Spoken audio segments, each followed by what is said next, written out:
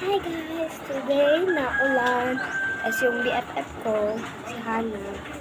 Isa pa to. Tapos wala akong magawa. Tapos naulan pa. So, anong nga pwede gawin? Ang mga pwedeng gawin, one, pwede kumain.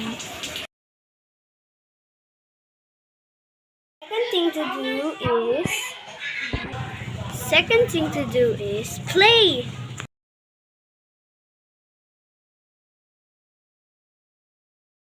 Third thing to do is draw. Oh.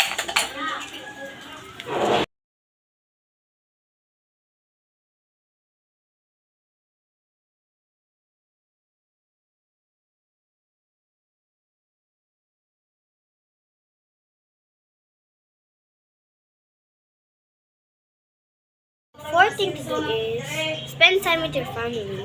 Kaso, pamilya ko busy pa. Kaya, pamilya no, busy ba? Kaya, spend time with your family. Bye-bye!